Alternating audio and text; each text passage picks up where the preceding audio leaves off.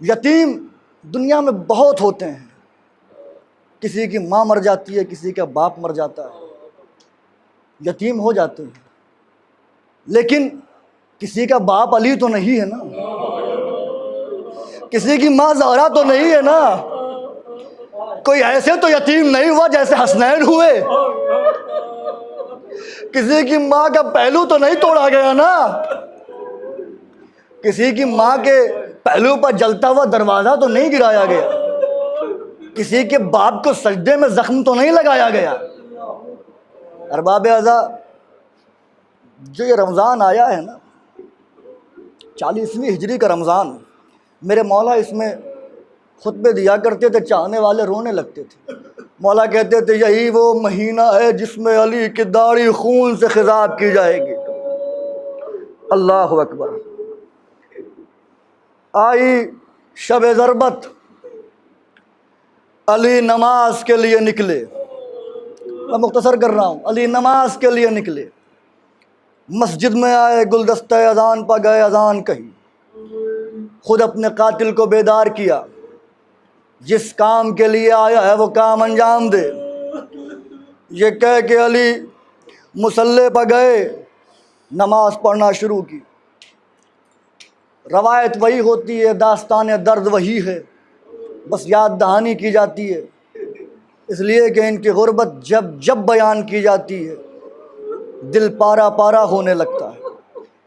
علی سجدے سے سر اٹھا رہے تھے، ابن ملجم ملعون نے زہر میں بجھی ہوئی تلوار علی کے سر پہ ماری، سر کتنی تیزی سے اٹھ رہا تھا، تلوار چلی، علی کے سر پہ لگی تلوار سر میں اتر گئی، علی واپس گر پڑے، زمین پر تڑپنے لگے، خاک مسجد اٹھا کے ڈالنے لگے، زخم پر ڈالتے جاتے ہیں، زبان پہ ایک ہی جملہ ہے، فزتو ورب الکعبہ، رب کعبہ کی قسم علی کامیاب ہو گیا، علی کامیاب ہو گیا۔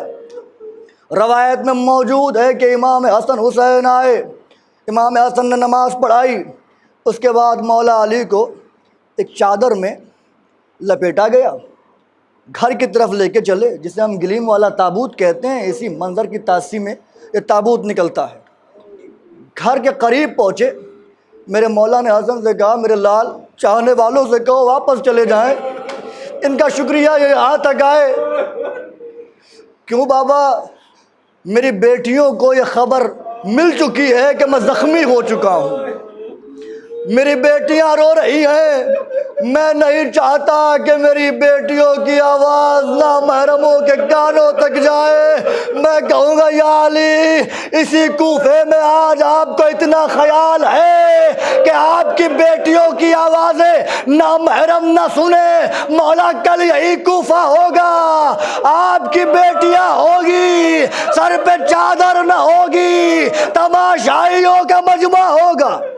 اجرکم اللہ، خدا کوئی غم نہ دے، خوب گریا کر رہے ہیں آپ، رونے میں تکلف نہ کیجئے گا، کوتاہی نہ کیجئے گا، اس لیے کہ ہم نہ روئیں گے تو کون روئے گا؟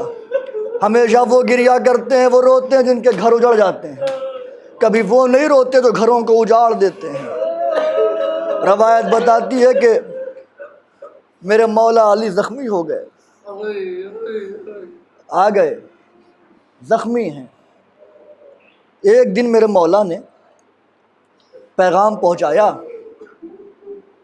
چاہنے والوں سے کہا کہ آج اپنی عورتوں کو بھیج دینا۔ عورتیں آ گئیں، پردہ لگا ہوا ہے، مولا کس لیے بلایا ہے خادماؤں کو؟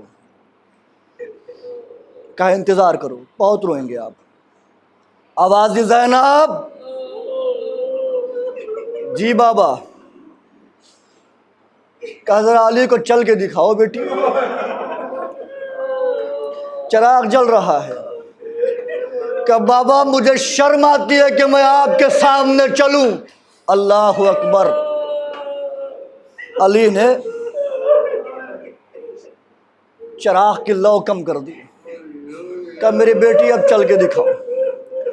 تھوڑی دور چلی زینب، عورتوں سے کہا زینب کو دیکھتی رہو، زینب اب ذرا چادر ہٹا دو سر سے۔